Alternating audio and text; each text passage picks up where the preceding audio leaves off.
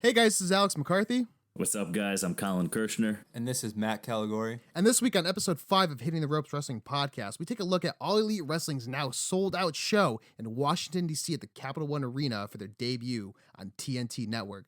We have a match card preview for it. What are our thoughts, and will this continue within their success of selling out shows?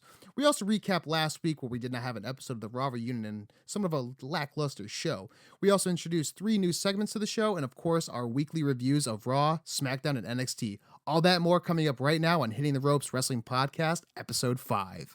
Welcome to Hitting the Ropes Wrestling Podcast.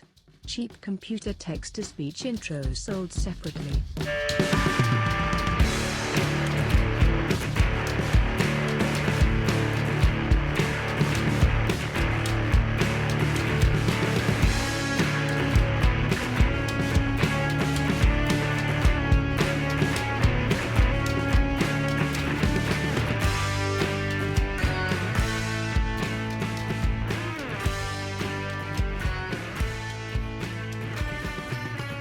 So as you guys know, last week we did not have an episode, and a big thing that happened, of course, was the Raw reunion that happened, and quite honestly, mixed feelings about it all across the board. I mean, from critics, fans alike. I obviously want to get everyone's hot take on this before we go into our regular news. Quite honestly, I thought the show, for myself, fun, cool pops, but it should have at the end, especially with that Stone Cold toast in the ring and all that, it should have set up the new generation of characters and performers for, like, you know, this was us, this is what we did, now we're kind of passing the torch along. And it just, as cool as it was to get that nostalgia feeling, it just felt like this was just obviously just for ratings, and obviously you could tell the USA Network was like, hey, like we need something to pop up the ratings, do this, but not, they weren't setting themselves up for any future viewership, in my opinion, and especially the performance. I mean, you had Sami Zayn obviously came out and did that whole promo of like, these are the old dinosaurs, you know, all that. But then he kind of carried it over, and it kind of felt like he was kind of breaking that fourth wall of what he actually felt like and what a lot of these like us fans feel at the same time. Collin, what was your take on the whole episode yourself? I think it was a lot of exactly what you just said. It was a lot of missed opportunities. It was just they tried to get the pops, which obviously you're going to get, but still they could have been so much better. You have, you start with John Cena, right? Think so many more ways that he could have been utilized than that. You start with John Cena, right? You end with Stone Cold. Did they essentially do anything besides feel good? Maybe a speech? No, yeah. You could have used them so much better. Yeah, absolutely. And I mean, there was a lot of people saying, like, you know, John Cena should have competed that night, but obviously with him filming so many movies, it's not going to happen. They don't want him to get injured, and then it sets the movie dates back. So I understand that, but I liked Cena's promo a lot, and I actually was excited to see him at the same time. But you're right, there was it started the momentum for the night, and then it was like, oh, that's it. Yeah, it kind of dwindled, and you just got these. Yeah, exactly. And you got these like kind of cheap pops. I mean, when they showed Mark Henry, like the pop for Mark Henry was awesome, and then it was just what? It wasn't even him talking, nothing. It was just him smiling. Mark Henry's here. Coming up next, Ziggler's in action, and that was like that's it. And I was like, what the fuck is that about? Matt, I know that you were the first one to kind of to text us in the group chat while we were all trying to catch up watching it after work and everything, and your first thing was, this was terrible. So, I mean, what was your initial thoughts going into the show, and then once it kind of started progressing itself? Well, when we talked about it on the previous podcast, I was really hoping that they would still connect a lot of the storylines and utilize some of the, the legends and veterans and all those individuals to play out some of these storylines. I think the only one that really did work out was Bray Wyatt with Mick Foley when he utilized the mandible claw on him. Yep. But other than that, I mean, there was no storyline to follow on this episode. It was literally just, like we mentioned before, good pops that they were trying to get. It wasn't really working out for me. Probably the best part was that celebration in the ring with Stone Cold Steve Austin. But just with all the legends, there's no current roster in that ring. It was kind of awkward. Great, we're celebrating. That's it. I think you touched on a big part of it. They had all the legends. They had none of the new roster, right? Right. Yeah, it was just an attempt, I guess, to celebrate nostalgia. nostalgia, but you know, my personal favorite part of the whole episode was that Rob Van Dam showed up. You know, he didn't do Yeah. anything, but that guy was high as fuck and did not care. And he's signed to TNA, I believe, which was kind of unique, or signed to Impact, I should say. But Dude, he walked into that place thinking it was 7-Eleven. He was like, "Oh shit, there's 11,000 customers in line. Fuck, I gotta get out of here." no, he definitely God walked in damn there it. like, "This is not the Impact Zone. Where am I? I'm on the wrong network." They also, to quickly note before you continue, Impact Wrestling gave him handwritten permission to be on that, so it shows that he was an important part of Raw, especially during the Ruthless Aggression era. Yeah. But, I mean, and that is just my personal opinion on that episode. I was very disappointed in WWE last week, except for NXT. I think the main part is they just failed to use the legends to get over the talent that we have now. Yeah. And that is what everybody on Twitter, on social media, on different radio shows that everybody talked about. I saw fans write that show better. So that was kind of a letdown. I mean, obviously, we're all going to sit through and watch it. I mean, Stone Cold makes you feel good. I want to chug a beer with him. But I would have loved to see him stunner somebody. See, if I could have rewritten that promo or that last segment, it would have gone the way it went, obviously. But towards the end, like maybe the last 4 minutes before the broadcast goes off air, I would have had Stone Cold maybe say like, "I son of a bitch, fucking like new roster, get out here, da da da," and have the new roster, everybody who was the I know that was so stupid, but have the new guys and the new guys and gals who are the active roster come out and on the Titantron on the stage, and they're all in the ring, and he's maybe pass the torch along, say something to them, and be like, "This is your time, like do what we did and make it big." That would have been even a great counter, action towards AEW, like for WWE, like, what, we're who we are. These legends got us to where we are as the biggest promotion in the world, and we're gonna do it again. Something like that would have been awesome to see, but instead we just and the toast was great, but instead most of the night was based off of John Cena coming back, great, Stone Cold, great, but when you think about it, do we really remember anything that big in between besides maybe the 24/7 championship and Mick Foley Changing hands, what, 11 times? I mean, Yeah, that was fun, but that was See, fun. I'll give that. Yeah. I loved it at first when they brought it back, and now they're just killing it for me, man. They could do so much better with those angles and those promos. Yeah, I think my favorite legend that won, I don't know who. I'd say like I want to say $1 Million Man, but like Jerry Briscoe just like yeah, they just gets When he kicked was- right. yeah. Yeah, he just gets kicked right in the fucking balls, dude, by Kelly, and I remember when Kelly won, I texted Matt, I was like, "Oh shit, your girl won that, dude," because he That's was saying great. the episode before he was excited to see her, but yeah, I mean, who's not excited to see Barbie Blank? I mean, come on. Barbie Blank, dude. At Barbie Blank. We got to plug here real quick. But I mean, yeah, it's weird to say because my whole summary on it, and I think I tweeted it, was we pretty much waited 3 hours to see a 7-minute Stone Cold Steve Austin promo. That's how I personally feel about it. I don't know if you guys would agree with that or not, but to me, it just felt like the whole night, and we all knew he was going to come out the end. They want to keep the viewership going all night, but it was, to me, besides out of all the moments of the night, I had 3 to 4 moments that I was like, "Oh, that was awesome."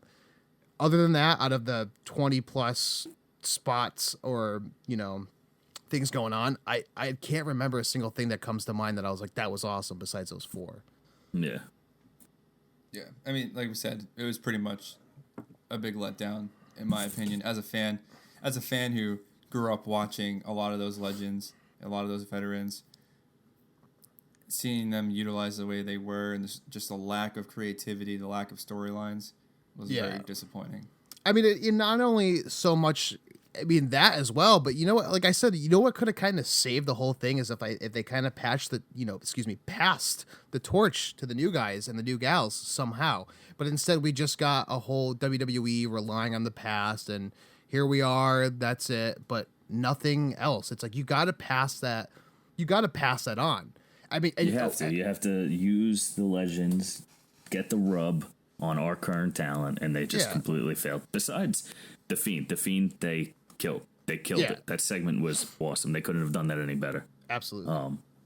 As far as everything else, I think that's why we all collectively gave it a C. Yeah. The thing is that there was a lot of people I saw on Twitter that there was people like us saying like you got to pass the torch to them somehow, and you didn't capitalize on that. And there was a lot of these, and I'll call them marks because they are. There was a lot of these marks on Twitter like that's not what it's about. We just want to see the old guys and that's it. And then there was one person I saw on Twitter, I don't remember their ad or whatever, that said you can't pass the torch. It doesn't work. Something along the lines of that. And all I remember is thinking like, dude, do you not remember Hogan and Rock at WrestleMania? Like that was the ultimate passing of the torch. And it can be done. It doesn't have to be a WrestleMania match. You can get Stone Cold Steve Austin just to cut a promo and say like, this is your time. And we got the beer bath and everything, and it was fun, but it was kind of like, that's it. Like that's all we're going to get. So I think we collectively graded it a C. I mean, fun to watch, fun moments, but in the end, it's not something we're going to look back on and go, oh, remember the Raw reunion in 2019? Like, that was awesome. No, same thing with what you guys said about Raw 25, if I'm not mistaken. I mean, I'll admit I liked Raw 25 a little bit better. I didn't watch it, so I can't speak to it, but... Yeah. What do you think, Matt, compared to Raw 25? I don't even remember Raw 25, to be honest. So there you go. That speaks volumes. I remember Raw 1000, but I don't think I remember Raw 25 that much. Oh my God, Raw 1000. I forgot about that. Oh, that's when they first started going to 3 hours, which we realized that it was the exact same time, just more commercials. Oh, yeah, exactly. Well, us recapping the Raw reunion, let's move on to this week's news, headlines, and everything in between. So as of this recording right now, it is Friday at, let me check the time, 6:40 p.m. Eastern time. As of today, All Elite Wrestling has sold out their Washington, D.C. debut TV show. 15,000 tickets, or roughly around there, have been sold. Takes place October 2nd in the Capital One Arena, I believe it is. We obviously have been hearing about this for a couple weeks now from a lot of people. You know, you got Dave Meltzer, Busted Open, that said they'll maybe sell out. It's a lot of tickets to sell. We'll see what happens. I think it was only a couple hours, maybe 3 hours, and completely gone. And before we went live on this podcast now to start recording, that's when Matt asked if it's sold out, and we looked and it was completely sold out. I mean, guys, we obviously know they're going to go back to smaller venues. Chris Jericho has told them that, but this is a pretty big deal. I mean, you look at that arena, it is huge. Do you know how many seats it actually holds? I think, Matt, you have a second monitor. Do you mind checking that real quick? I think that from what I've heard, it was 15,000 or at least 14,000. We have at least 14,000, but if you're going to do the whole Vince McMahon gimmick where you round up, it is way more than that, actually. It is capacity 20,356, and that is probably if you're playing basketball. Let me double check. The capacity is just generally 20,656, and if you're doing wrestling, obviously we know there's floor seats too, so just add a couple more to that. But yep, according to Wikipedia, that's a lot of people. So are we saying it's pretty much 20,000 tickets that they've sold if they're already sold out? I would think more than 20,000, just a little bit more probably. See, if that right there isn't a sign that this is an all-out war, a competition, and change is coming, I don't know what it is. I mean, we obviously know a few matches have been announced for this show already. We have Jon Moxley making an appearance. There's going to be a 6-man tag match between the Golden Elite, which is Kenny Omega and the Young Bucks, versus Chris Jericho, and 2 mystery opponents who have yet to be revealed and will be revealed, I think, at the show probably. We also have the AEW Women's World Championship belt that's going to be debuted at the show. I mean, guys, this is very big, and we obviously know they want to get a big arena going for the debut show to show what they have and show the network like we can do this from time to time. I want to get your guys' thoughts on this because I have a lot to say about it, and I really want to know: do you think that right now AEW is going to be able to sell out arenas consistently, or do you think this is just going to be big at first and then we kind of work our way up? I think it all depends on. Man, that's hard. That's really hard. The push that it has right now, is what people are comparing to the Monday Night Wars. Obviously, we've said that before. Everybody's saying it. So I think it's them keeping up. They really have to nail the mark that WWE isn't doing. Like what we just said about Raw Reunion. They didn't utilize their legends to get over their new talent. Now, what AEW has to do is, why do you think they're mainstreaming and promoting that Chris Jericho is going to be in a match? Because they want to put over, for all those other wrestling fans who don't know anything but WWE. They're strictly WWE heads. They might not know Kenny Omega. They might not know the Young Bucks. So they use Chris Jericho to get over what is going to be their A-list talent in the other guys. I mean, you look at the promotional picture for it. He is the biggest guy on the poster. I mean, Busted Open was talking about it. I didn't even realize until I had to go look back at it, and I was like, of course they're gonna put him up front. You know what I mean? Yeah. They want to get him to get everyone else over. So if they can consistently hit that and using their well-known guys, obviously John Moxley, people formerly known as Dean Ambrose, they're gonna get over everybody else. So if they can continue to do that, I think we have the times are changing. Yeah, Matt, what are your thoughts on this? I think obviously it's the first show, the first live televised event on TNT, and that's why it's sold out. I think if they do try to keep doing arenas like that all throughout the United States and Canada, it might be a little difficult to sell out every single one, in which I do hope they revert to, what Chris Jericho and Cody have mentioned and Tony Khan has mentioned, to do some of these events in the smaller arenas. We were just talking about this before we started recording, Alex, and one arena that came to mind, or one place that came to mind, is maybe something like the Hammerstein Ballroom.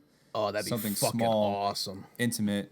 I think last time wrestling, like major promotion was there, was that ECW One Night Stand. I'm sure there's Ring of Honor has been there, and other thing like that. But Ring of Honor, I think MLW. Yeah, but I mean, in terms of like something that's going to be bigger than I know what you mean. WWE One Night Only. ECW One Night Stand. One Night Stand, correct. Which is, by the way, both of those pay-per-views are probably one of the top 20 that WWE's ever done. Those are just awesome pay-per-views. And it's just a small venue, intimate. Tickets had to be a lot. And I'm trying to think, like, if AEW was in the Hammerstein Ballroom, not only would that be a rowdy crowd, but the wrestling in that would be just so awesome, especially that up close in front. I think the only thing they would have to worry about is maybe the censors, or the censorship on that, because that crowd, that New York crowd, you guys get pretty rowdy, you know what I mean? Throwing garbage is going to be what I think the best sign I've ever seen. If Cena wins, we riot, and I think it speaks volumes to that crowd. He fucking throws the shirt, and like 6 people throw it back. And then it's just like the first chant after that is Cena sucks cock. And, and I remember watching that as a kid. I was only like 12 or 13 going like, holy shit, like this isn't SummerSlam. Like, what is this? Like, freaking out. They literally started chanting, fuck you, Cena.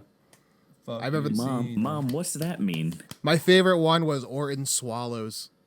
That was a brutal match too. That was a brutal match, yeah. But I mean, I think my take on it is, it's good to have that big debut show, not only for the network to kind of see what they can do from time to time, especially like maybe a go-home episode or something along those lines. But it's also going to be good because after that, they're going to have to do the small venues. They're going to have to work their way up. But not only that, with these small venues, what's also good for the company is they're going to have a lot. They're going to be consistently sold out. They're going to get their reputation up because, let's face it, even though they're a new company and they have the cons backing them, there's a lot of big venues and arenas who probably don't want to do business with them because they don't know what to expect. I mean, yeah, they can pay the fee to rent the place out, but they don't know kind of what to expect from these guys yet. So they consistently can sell out the small arenas, then work their way up to like, a mid-sized arena, like, the Mid-Hudson Civic Center, and then eventually up to something like the TD Garden per se, for an example. I think this is a good kind of ladder to start working their way up. You know what I mean? Well, I think, too, with the backing of the Khan family, if they do get to WWE levels one day, they have the Jacksonville Jaguars Arena, the TIAA Bank Field, which is a football field, and if they get big enough, I'm sure that will be the place that they can sell out, and that will be the place that they'll do it in, the home of the Jacksonville Jaguars. just I know that considering that they own the Jacksonville. I know that they were that episode of Being the Elite that was recent. I don't know if it was last week's or this week's, where it was Matt and Nick Jackson. Like, never know. One day we could be wrestling here. Like, we've always wanted to do it in a big stadium, and it was the Jaguar Stadium. And I remember they panned the camera, and I was like, dude, I just can't imagine seeing like a Joey Janela hardcore match with fucking 80,000 people just going nuts. And that's the capacity of that arena is 67,164. But remember, that's for football. Wow. So, Yeah, that's not including floor seats and all that. exactly. Oh my god, that's like the dream right there. But I mean, yeah, this is a good thing for AEW, and I think not only that, the matches they're kind of setting up for on the show, I think, are good to start off with too. I mean, you look at Cody Rhodes versus Sammy Guevara. That is going to be, from what I've been told and have seen on the internet, that is going to be the first match we are going to see on this. And I think that's what they're going to open up with. Yeah, and I know that, you know, it's probably going to be Cody going over. You know, he's an ex-WWE guy. They want to start building their fan base for people on TNT who go, oh, that was Stardust or Cody Rhodes, you know, whatever. But to take someone like Sammy Guevara, who's, you know, only been on the pre-shows and maybe the first match of the night, I know he was in that 6-man tag match at Fight for the Fallen that we were watching. That just shows that, like, you know what? We all know Cody's going to go over. At least I think he's going to go over. And they're taking that small talent, going, you know what? Let's put them with the big guys on this one. Let's see what, you know. Let's get their fan base up too. So I think AEW is kind of, in my opinion, with everything going on, guys. I mean, you obviously know that I'm a big AEW fan, and I love the alternative. But it seems to me like they're firing on all cylinders. Would you agree or disagree? They're doing it right. That just speaks to what I was mentioning about using Jericho to get other people over. They're going to do the same thing with Cody for Sammy. And who knows what else we're going to see that night. Obviously, you already said the AEW Women's Championship is going to be debuted. So, I don't know what happens between, what is it, All In? All Out? All out. All out. All Out. And then to set up more what woman they would use to get over some of the new talent. But I think they're doing it right, man. Yeah, absolutely. Matt, what about your hot take on that? I think they're doing their steps correctly. You know, small steps leading into these major events, these major milestones that are occurring. Right. So we haven't had an AEW event in a while now, but what we have is the road to All Out, which we keep seeing, you know, come out pretty much every week or so. Gives us something new to look at, something on YouTube, something I can watch on my phone, or something I can watch on my TV, depending on, or my computer, you know, whatever my choice of media is. Or wherever you're at the same time. Yeah. I think that's a big part of that promotion is that it speaks to the social media age, the quote unquote millennials, Gen Z. What are we always doing? We're always staring at our phones. You wake up, you look at your phone. Before you go to bed, you're messing around on your phone. And if you're just on Twitter, you see Road to All Out episode 3 pop up, or the first thing you do when you go on YouTube, if you're a wrestling fan. They're reaching out to people and they can connect to sort of our generation so much easier than WWE does or any other promotion. And they're just doing good storytelling within the road to wherever, Fighter Fest, Fight for the Fallen, or All Out. They're doing really good storytelling, and they keep me engaged, and I want to see the next one. I know, Collin, when we were watching it in preparation for, what was it, Fight for the Fallen or Fighter Fest? I can't remember. Both of them. They had both of them. You know, I wanted to just keep seeing the next episode that would eventually just lead up to whatever that main event was, or pay-per-view event was. The promo drama is just off the hook. I mean, did you guys get to watch episode 3? I have not watched it yet. So if you two have watched it, you can talk about it. But I was going to watch it today. I just have not watched it. I'll tell you this much. I think Sean Spears might be one of the top heels in the entire industry in about a month. I mean, they're just building this guy up, especially, you know, partnering him up with Tully Blanchard. I mean, they're gonna make this guy fucking big. I mean, he didn't really get his dues, he didn't really get what was due to him in WWE. And now it's kind of like they're flipping the coin of like, all right, he was, the baby face and everything, and now they're kind of flipping the coin for him as a heel, and they're pushing him hard, man. And and you know what? I'll be honest, like I'm marking out for it, like I'm buying in on it because they're just selling it so good. I mean, even you talk about the road too, with like all these videos he's are doing. I'll tell you this much: for me personally, I take my lunch breaks now. I usually take them around 11 a.m., 10:30 because I go into work so early. I'm taking them at noon now so I can fucking eat my lunch in my car and watch the premiere of it because I'm just I want to see what's coming up next. So I think you're right, man. I think they're doing such good storytelling, even though they're not having events at all, and they're keeping us very invested and interested. And you guys think they'll keep doing these things for the rest of their events, or do you think that we're just going to see that TV based?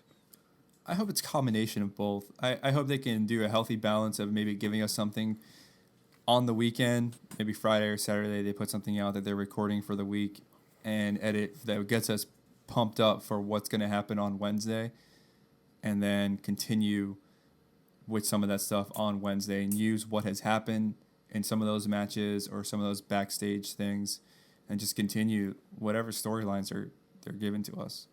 Yeah, absolutely. And I think at the same time, this is a good segue to this is AEW related. We had Vince McMahon on a conference call with stockholders, sponsors, whatever you want to call it. And he said, we're going to be a little bit edgier, even though we're still going to be in PG, but we are not going to do what these other promotions are doing, what is it, Blood and Guts. Yep. And we had Cody Rhodes, fire back right at Vince McMahon in a promo and say, every man and woman that's walked in that ring, whether it's, sexual orientation, creed, political affiliation, whatever, him just say, like, that's what they're based on is blood and guts. And if you want to label us as blood and guts, like, you can bet your ass we're blood and guts. And it seems kind of like this is just the perfect time for an alternative to come around because we've been waiting so long. And honestly, like I can't wait for October 2nd. I mean, I'm going to be sit at home with a 6-pack, just like so stoked. Like, yes, it's finally here. And I get to see this not only, once every month or once every 2 months, I get to see it every single week. And not only that, the same night as NXT. So we're going to get 3 hours of great wrestling every single week now, as opposed to a Monday where it's probably 20 minutes of good wrestling and then 2.5 hours of just, Alicia Fox spots. What would even be cooler is if you could go from TNT watching AEW to go over to FS1 and then you watch NXT. Exactly. It's going to be like the whole Monday Night War is like, don't switch your channels. Yeah, Mankind's going to win, though. Well, that's a whole new storyline. Or, I mean, not a storyline, but a whole new news briefing, I guess, is NXT potentially switching to FS1 off the network. I mean, how do you feel about that? It's I heard them say today. I think it was busted open. They said that I don't know where they saw it, but they think they're going to use some of the main roster talent and showcase them on NXT. Really? And I'll be the first person to say, don't do it. Leave them on Monday night and leave them on Tuesday night for now. Friday night when you go to Fox, let your younger stars have that because they do such a good job over there, man. Yeah. I mean, obviously, if we had, main roster guys coming down for a match or two, you obviously know, be a good match. Triple H would be like, go do what you do. Go play your music. It's all good. Like, just like you did, back when you were in NXT. But yeah, I think you're right, Collin. I mean, it's kind of like, the guys and gals in NXT right now, and we all kind of know this. I don't want to say gang mentality, but it's kind of like, yo, this is ours. This is nobody else's. Like, yeah. I didn't have any problem when Apollo Crews went over. That match was awesome. Because he hasn't been utilized at all. It's like, put him back in NXT. Like, let him do his thing that I'd be fine with Aleister Black and Ricochet going back over. But I mean, then you also look at Tyler Breeze and Fandango. They're back in NXT, and Tyler Breeze has been way more successful, I would say, on NXT. He's been way more involved, and the fans love him down there. He did not get that reputation in, he did get a little bit with the Fashion Police. I thought it was a pretty funny segment, and they were actually a really good tag team. But with Fandango being injured, they kind of forgot about Tyler Breeze. He was just for squash matches, and then having him jump back down to NXT, I thought was a really good thing for his career. But what I'm saying is, you wouldn't want to see, let's see, an AJ Styles Seth Rollins go over to NXT and just kind of steal the limelight, I guess. You're right. I wouldn't. I'd rather have the people down Yeah. there right now, like Adam Cole, Gargano, Baby. Roderick Strong, people like that, Matt Yeah. Riddle, maintain But- what they're doing. I know they used to do that in NXT. They'd have somebody from the main roster go down and kind of surprise people or draw in some of the crowds when it first started. I know John Cena did that and CM Punk have done that. I don't think you need to do it anymore for NXT. It's already established itself as probably the greatest product that WWE is putting out currently. I mean, they're selling out faster than the main roster sells out arenas. I mean, like once a takeover goes on sale, it's pretty much gone within what, if not a day, maybe a couple days, if that. I mean, yeah, I wouldn't want to, I wouldn't want to see main roster come down. I mean, maybe the Alistairs, the Ricochets come down who were established in NXT. It'd be cool to kind of see a throwback maybe once in a while. But the last thing I want to see is like, you're watching Velveteen Dream, like no one wants to challenge the Dream, and like no one else can take this, North American title. Then fucking Ziggler comes out like it should have been me. Like that's the last. Yeah, thing, no. that's the last goddamn thing I want to see, something like that. But I mean, I think if you're gonna put it on a network like FS1, you're gonna have to get some main roster guys down for a spot or two, without a doubt. It's just how it's got to be. You got to play the games of the network say like, well, we need some talent to come down and kind of get us some ratings up. But on a regular basis, absolutely not. I just think, like I said, it's not a gang mentality, but don't step into their shit what they got going on now. You know what I mean? It's the same as AEW. NXT is always firing on all cylinders, and it's not overproduced. It's none of that. Leave it be. Just let it be. That's what I think, in my personal opinion. Yeah, we don't need a Superman punch from Roman Reigns. Oh, I mean, God, I'm just thinking about that. Like, imagine like the Velveteen Dream, like taking a like the Velveteen Dream comes out with, like this great entrance, and then all of a sudden it's the big dog. I'd be like, oh God, fucking damn it. Oh God. We got our own, Ruined another one. oh, my own personal Jesus. So I think moving on to keep going on with the news, since this is WWE related as well, excuse me. Vince McMahon finally abolishing the direction of not allowing wrestling during commercial breaks. Cue the choir. I mean, that's all we gotta say about that, right? Thank God. Thank God. I mean, it's just those 2 out of 3 falls matches were starting to become fucking Teddy Long like tag team player matches. I was just like, what the fuck is this, dude? Last thing I love Teddy Long. I love Teddy. Well, we're gonna Leave my see him man on. alone. He's at that show on the 16th He too. is, I know. So either we're gonna see a tag team match or a 1-on-1 with the Undertaker. So we'll see what happens. I mean, Poughkeepsie might be. Excuse me. Oh, Play. Remember when? Oh, dude, that was a weird time in WWE when they were the GMs. I like Teddy Long as when he was Mark Henry's manager, and he was like, "You want to go 1-on-1 with the world's strongest man player?" And then like just Mark would come out and just lose. He would lose. It was just so weird. It was like, what? Like, why are you building this guy up? He's just like, I gotta go be the GM. It's just out of nowhere. Like, Did what? you like Vicky Guerrero as Edge's wife when they got married, or did you like her as Dolph Ziggler's girlfriend? I got out of fucking wrestling when that shit started happening. I think the last pay-per-view I ever watched was New Year's Revolution. Oh man. And that was like My boyfriend, Dolph Ziggler. I just And like eventually she was just there with him. It wasn't even her boyfriend anymore. It was very Really? odd. Oh, I mean, no one can top the live sex. What is it? Celebration. But I imagine that with Vicky Guerrero. Like, all right.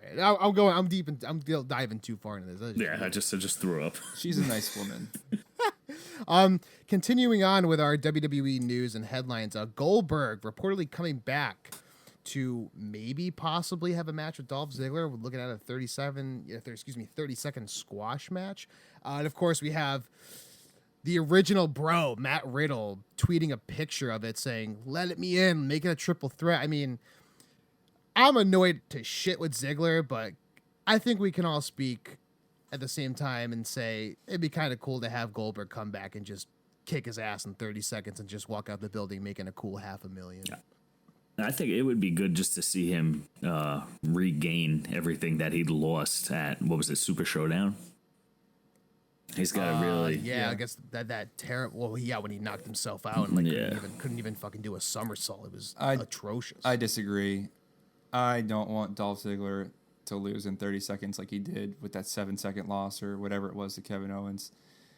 I don't like when they do that to some people, and I don't think Dolph Ziggler deserves it.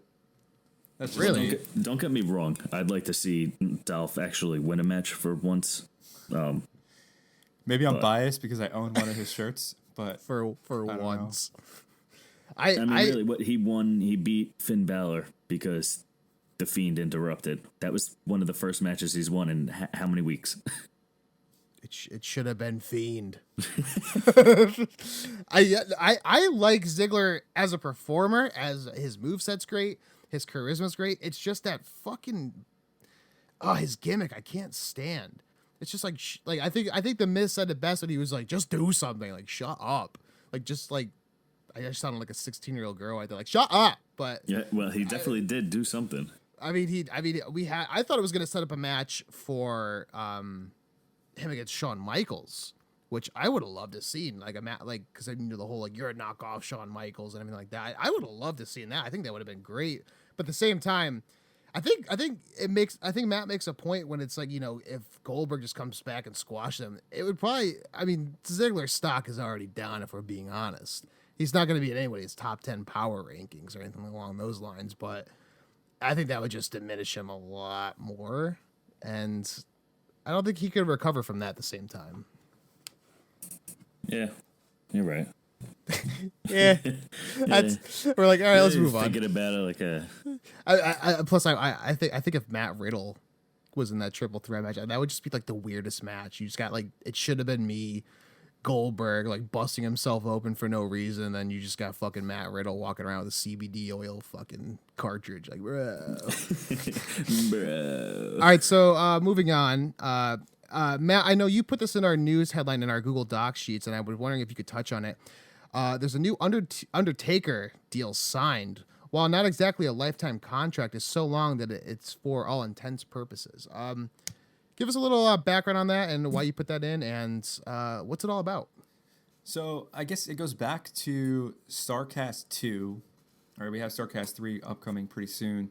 But StarCast 2, The Undertaker did an appearance, and I guess Vince McMahon did not like that at all. And it's a way for Vince McMahon to basically secure his creation of The Undertaker and lock him in for, you know, not a lifetime contract, but a pretty freaking long contract to avoid, you know, Undertaker going out and doing like little events and things like that, or So trying just to like making promote him himself. making him exclusive to like the WWE brand is what you're saying. Exactly. And that's not necessarily a good thing. I thought this was like a good thing written down in the news. That kind of makes it seem very morbid. Yeah, I was gonna say like I thought it was maybe just like him like maybe extending a contract to like maybe come back once in a while and do like a promo or something along those lines. But that's just crazy because I know that he did I don't know if you guys have seen it's a YouTube channel I can't remember the name of it, but I know the Undertaker just did an interview there. We also had Paul Heyman do one as well, where he gave Will Ospreay an Evolve contract. This was like a couple. I do know what you're talking about. I have seen it on YouTube. Yeah. I think is it running the ropes? I think it might be hitting the ropes. I honestly think it's. I watched one last night with Vampiro. I was saying it right? Really? Yeah, Yeah. Vampiro. I had no idea about that. But yeah, you see something like that where the Undertaker's going to be exclusively under contract. I mean, if that doesn't say there's so much competition out there right now that people can just steal our thunder from us, you know, what else does it say? Because I don't know. That's a very good point. I mean, if you look at like, I can you know what? I'll say this. I can totally understand the StarCast thing from Vince McMahon's point of view. I totally get that. But everything else, like you can't, like we all know WWE, like they won't let people go on certain podcasts and all this. It's like, where's the freedom in that? I mean, I get you have to be loyal to your promotion and company, but at the same time, a legend like Undertaker, who's paid so many dues, has been the locker room leader for so long, and everyone has so much respect.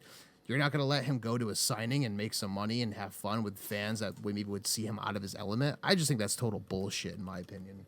Guys, any other news stuff you want to cover before we go on to that? What do we got? I saw something the other day.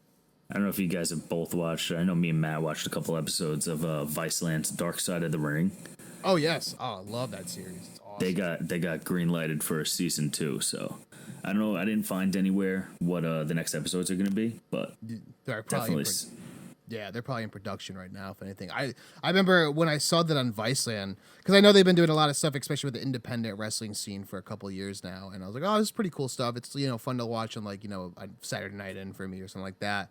But then when I started seeing these Dark Side of the Rings, I was like, oh, it's pretty cool. And then I watched the Bruiser Brody one. I was like, oh, it's pretty interesting. I didn't know they were going to do something along those lines. And then the Montreal Screwjob one came out and the Macho Man one came out. And I was like, whoa, what? Like, this is, I know all about this. It's cool. It's good content that's not on the network. Yeah, and what I liked about it a lot was you had these legends being interviewed, and it was just they're not under contract with WWE at all. I mean, Bruce Pritchard, yes, but everybody else, it was just like you can just say whatever the hell you want and tell the actual story, and it was just like so cool to see that like kind of nitty gritty style. Like this is what it was like in the old days when you wrestled with a fucking hangover, and then you went to the bar after and drank a whole other 12-pack. Is that old school mentality. It was just awesome to see that for sure. And then I think one other thing I want to touch on real quick is Roman Reigns has signed another 5 years and has 5 years left on that contract at the same time for quote unquote full time for WWE. He recently did an acting spot for what is the name of it? Hobbs and Shaw. That Fast and Furious spinoff. I know he was doing a spot in that, but he's been saying lately in interviews the quote unquote the acting bug has got me. So we might be seeing a little bit less Roman Reigns, which I think we're seeing a good amount right now, but I think it's a good story to touch on, especially with him. And after that, Matt, would you want to talk about Beth Phoenix being inducted into a certain Hall of Fame real quick? Yep, so Beth Phoenix is already inducted into the WWE Hall of Fame, but last week she was inducted into the George Tragos Luthres Professional Wrestling Hall of Fame. So the Professional Wrestling Hall of Fame. So real congratulations to her on her achievement for that. Yeah. The Glamazon. All right. So moving on, guys, for our regular listeners and even our new casual listeners at the same time, we're going to be doing a couple new segments now. And I think, Collin, you have a fun segment that you wanted to kind of host and a little game for us. So let's have you go on with that, buddy. It's your time to shine, partner. All right, guys. I got this from a bunch of radio shows that I've listened to. A very certain one growing up. If anybody listening is from Long Island, there's a certain rock station, 102.3 BAB. They have a segment called Dead Guy in the Envelope. Dead Guy in the Envelope. All right. Here's what happens is I give you guys 3 clues. Now, being that this would be a radio station game, people would call in and they guess who the dead guy in the envelope is. Being that we're not a radio station, we don't have callers calling into us yet. I'm going to play with you guys. Oh, I like that touch. And if you guys can guess, I will give over the reins and you guys can host the next one. But until you guys guess correctly, or don't guess correctly, rather, I'm going to keep hosting it. So, all right. We'll start with clue 1. Now, before we go on with this, is it whoever answers first, like kind of like first the one to shout it out? Yeah, let's go with that. And to be clear, this is an individual. They are not alive. They have deceased, passed away. Correct. Someone from the past. Great Correct. Khali is not in this game. No. They have to, in fact, be dead. And they are related to wrestling. Yes. And Absolutely. It's not, in our day and age, I know everybody may take this the wrong way. It is in no way insensitive. It is just to honor whoever I pick or who picks for that day. So nothing is going to be bad mouth. This is just all in good fun in memoriam. All right. Sounds good. Let's get on with it, man. All right. Clue number 1. He is a Golden Gloves boxing champion as well as a judo black belt. I remember. Oh, dude. It's going to just sit on that. It's not Baron Corbin, so I want the next clue. Nothing, Alex? Nothing's fine. It's no, my nerves are starting to connect with each other because I remember I'm a big fan of the documentaries on each wrestler that's on the network and stuff, and this sounds very familiar. Okay. All right, I gotta get a second clue. All right. Clue number 2. Big Show? No, Big Show's alive. Big Show is very much alive. He has a show on Netflix. Yeah, Coming he's on. got Come on. All right, clue number 2. His in-ring debut involved midget wrestlers. What the fuck? You mean little people? I need the last clue. I don't know. Hold on. I'm an expert in midget wrestling. If you would just pause. No little people. no googling. I'm not good. My hands are. Hands I are can right see here. You want the last one? No. Hold on. I'm. Give me. He's dead. I don't. Roddy Piper? Oh, you're a dick, dude. I got it? You are a dick. You got it. Oh, no way. I can't believe it worked. You got it on the first segment. Oh, God. Because you said Golden. I remember he was a boxer for a long time in that. I saw it. No, I Legends thought house. you were going to get it off that, and I was like, damn, did I not do a good job? Well, we'll No. see what you could do with it next week. Let me just that touch was- on What was, All the, right. now. what was the last clue? What I've gotten? Yeah, at? what was the last clue? Clue number 3 was he held 34 titles in various promotions, but never became a world champion. I still wouldn't have known. No, I think if I had that last clue, I might have gotten it because I know he was never WWE or WWF champion, but that was dude. I love that segment. Matt, let's give him a round of applause for Collin giving up this segment. Yeah, Thank you. all right, Thank all you. right. Let me touch on a finale for it. His accomplishments were endless. He's wrestled for numerous organizations. He's been voted most hated wrestler of the year and most popular the year after. He's held the title of best heel and has a best match of the year, but also the worst worked match of the year. He Really? is a WWE Hall of Famer, and he's none other than Alex Guess, the Hot Rod, Roddy Piper. All right, one more time, ladies and gentlemen. Let's give it up. All right, cool. So next week I will be hosting this episode. I love how I get that, and instead of like you got it, all right, like just Damn, you just shot me down. No, but that's You're like- good. I'm glad you got it. So I'm Yeah, excited I to see what actually- you can come up with next week. I love that this is going to be a regular segment too. This is awesome. I love it.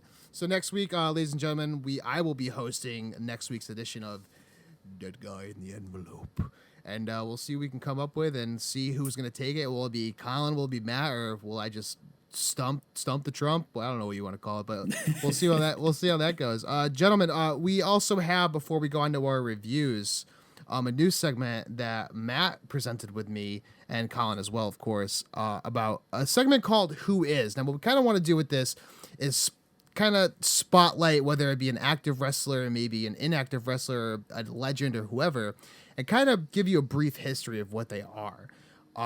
And we were kind of talking about, like, who should we spotlight and everything along those lines. And I kind of shot out like, well, what about Shawn Spears? I mean, right now, besides MJF, of course, he's probably, in my opinion, the top growing heel in the business right now. I mean, like I said, he's doing a fucking 180, and it's great.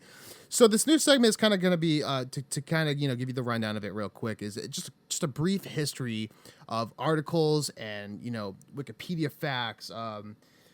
Watching matches on YouTube, just everything we could gather to kind of give you a nice condensed little can of who this person is and maybe what they're doing now or what they will be doing. I mean, Matt, would you agree with that, or anything to add to that? I think it's just good insight on who this individual is, and so we understand their past, maybe some of their struggles, what they have accomplished, and how it could be factoring in on the character or the person they are in current day wrestling. Absolutely. And for this segment, I mean, we're kind of giving you the backstage of what we discuss. But I'll be kind of running through this script right here, every episode that we do of the Who Is segment. And of course, we'll have Matt and Collin kind of chime in on everything. So guys, if you're ready, do you mind if I start it off? Oh, shoot, dude. All right. So this week's episode of Who Is Shawn Spears. Shawn Spears, also recognized as Ty Dillinger, or his actual real name, Ronnie William Arneal, was born on February 19th, 1981 in St. Catharines, Ontario, Canada. Growing up, Spears was not your typical wrestling fan of that time. He was not one of the youngsters who would claim to, have the title of the Hulkamaniac or the Mr. T. But instead, he supported more vicious characters. Rick Rude, Rick Martel, and Mr. Perfect were among some of his favorites. I mean, if we're talking about it, some of the best heels back in the day. All guys with big egos, and I think it's kind of foreshadowing. His past of being a fan of those wrestlers foreshadows the character he is today. Absolutely. Spears then launched his wrestling career training at the Hart School of Wrestling in Cambridge, Ontario.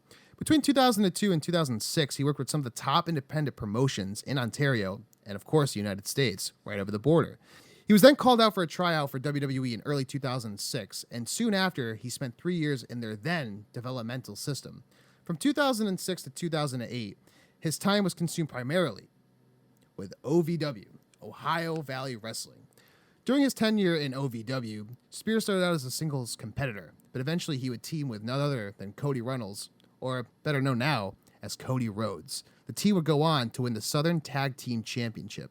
Gentlemen, a little foreshadowing there for sure. I mean, am I right?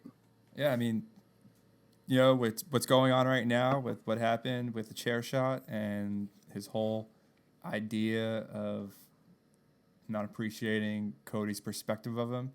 I mean, this goes back to days in OVW where they were friends and they were tag team champions together, and now they're going to fight each other at All Out, which is kind of unique. I mean, 13, 14 years later. I mean, Collin, you were saying you were a big fan of the Road to All Out and the Shawn Spears segments. I mean, that for you to hear a callback like that of him teaming with Cody, back in the day must be kind of a shock, if not. When I first read it, when I first read the script last night, I think one of the best parts about this segment, let me just say, is it helps people who may not know. And I am actually one of those people. I didn't know Shawn Spears was in the WWE. I wasn't watching then. So hearing everything, I was like, wow, it really connects you, especially because we have he plays such a big role in the upcoming event that AEW is going to be hosting. Absolutely. I'm in the same boat as you with that because I didn't. When I saw that, I was like, whoa, that's a shock. Continuing on, Spears would return to singles competition where he then captured the OVW Television Championship. However, Spears set his eyes out for something more significant. He wanted the heavyweight championship of OVW, held by none other than his former tag team partner, Cody Rhodes, or as then known as Cody Runnels. Spears would attack Cody, a little foreshadowing there for sure, and begin a feud that would end in Spears losing the television title. He would regain the title later on and have various strifes with other wrestlers, but most noticeably Colt Cabana. OVW would split from WWE in 2008, and Spears found a new home in the developmental territory, Florida Championship Wrestling, or as most of us fans know as FCW. I mean, Matt, you've been to a couple FCW shows yourself. I mean, what was that like going down to that territory and seeing how that kind of played out with wrestlers that we know today as big stars? When I just showed you some pictures I took back when I went to FCW in 2011 and when I was there in 2012, it's kind of cool seeing how it's developed. It changed over to NXT. NXT kind of consumed that, but to see some of those wrestlers and who succeeded and who has not, it's kind of unique to go back and look at some of that stuff. Oh, yes. I mean, I was seeing some of your pictures, and I mean, these guys who we see now as top stars on the main roster even just look like, I mean, they're younger than us at what we are now, and it's just so cool to see, especially up close and front like that, where you're seeing them in front of 50 people, and now they're headlining WrestleManias with 90,000 people at times. Continuing on, though, Spears would team with Nick Namath, or better known as It Should Have Been Me, Dolph Ziggler. The two proved to be a significant tag team in the promotion and even won the tag team championship, however dropped the titles in about a month's time. From 2008 to 2009, Spears split his time between FCW and the WWE's variant or version of ECW, Extreme Championship Wrestling. He was eventually let go in 2009 and remained on the independent scene until 2013, still going by the name Shawn Spears. However, Spears would reemerge in WWE's new developmental brand, NXT, in 2013 under the name Ty Dillinger, a.k.a. The Perfect 10.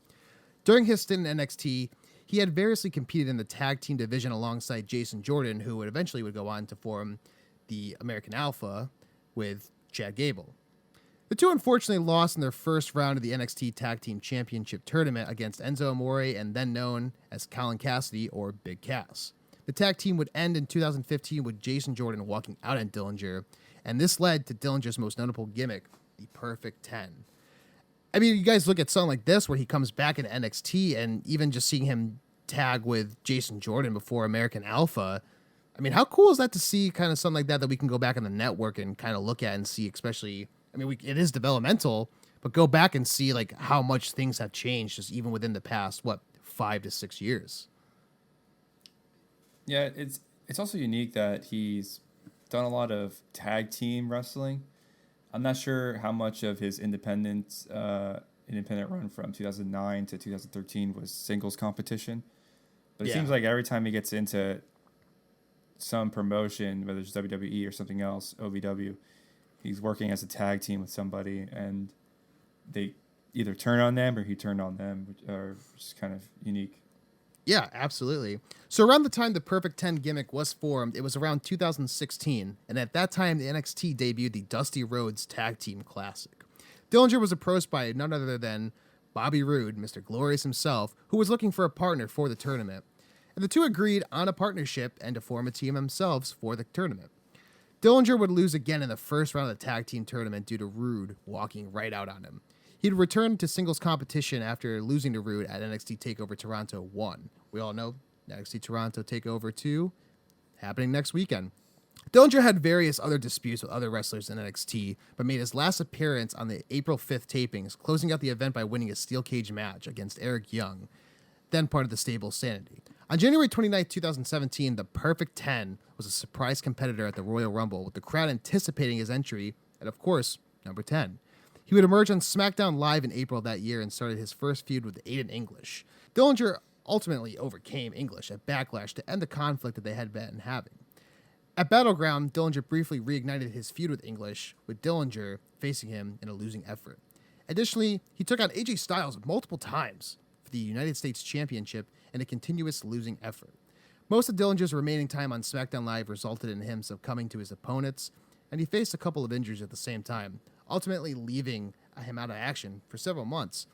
Dillinger returned to in-ring competition at a live event on February 9th, 2019, but this was short-lived. Storytelling-wise, or ironically wise enough, 10 days later, he announced via Twitter that he requested his release, and WWE granted it 3 days later. Guys, I mean, let me get your opinions on this. I mean, we talk about him towards his end of his WWE career. I mean, obviously, we all know he was not being utilized at all. Do you think this is a big loss, especially where we see him now? Is that a big loss to WWE of what they could have done with him? I think WWE, right, their developmental territory is to develop their character and mold you into the shape that they want you to be and the person that they want you to portray. Obviously, things were not working out with Ty Dillinger being the Perfect 10. I know he was pretty over in NXT under that gimmick. Not sure how much of that was, his individual personality being played into it. And I think a lot of what we're seeing successful in AEW, vice all these things going on in WWE or NXT at the time. I think a lot of it maybe just, he's allowed to do what he wants to do as a wrestler and portray himself a certain way and develop his own character. And that's part of the job, right? If you're an independent wrestler, you're trying to create yourself, and you're creating a professional wrestler from your own image of what you believe that your character should be. And I think just that whole mold of WWE trying to shape everything just wasn't working for him. And if we recap everything that we just talked about, a lot of losses in WWE. Yeah. And how do you think they feel when they lose anybody and they see them go on to be such a huge figure in another promotion? Do you think they actually sit there and kick themselves in the ass and they're like, wow, we really underutilized this guy. We didn't use him to his complete ability. Or do you think they have so much reign over everybody else that they just, all right, more on to the next one? I have a hot take for that real quick. I think the majority of people in the company who are more level-headed and know how the industry works are going, oh, fuck, man. Like, we didn't utilize him a lot. We didn't utilize him as much as we should have. Like, we could have done a lot more with this guy. Look at what he's doing now. But I feel like the top tiers of the company, maybe not so much Triple H, but maybe, of course, the man in charge of Vince McMahon are saying, "Oh, he'll be back. He's gonna want to come back. Like he's coming back." I think exactly that's what they're thinking, and I think that's foolish of them to think that. Yeah, definitely. Because I never, like I said, I never knew him in WWE. So I can't speak to how he was utilized, but I can only imagine it's the same thing they're doing to some of these people now, what Kevin Owens speaks about. But I see him on AEW and the promos that we talked about, and they're so powerful. You're like, how could have anybody passed up on this dude? Yeah, absolutely. But then, guys, now we're going to start coming into more what's going on today, how it all led up to what we have coming up in a couple weeks, per se. After WWE, he returned as Shawn Spears to the independent scene and was accepting bookings on the whole circuit. He was most noted, however, when he debuted at AEW's Double or Nothing for the Buy-Ins Casino Battle Royale. Spears' most significant moment comes when he about to appear at Cody's match versus Darby Allin at Fyter Fest. We all know that the match came to a draw, per se, and Cody was asking for 5 minutes.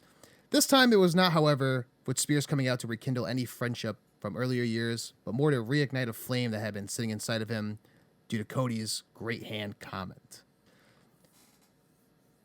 Spears knocked out Cody with a vicious steel chair shot right to the head, of course, giving him exactly 10 staples, even though we all thought it was 12.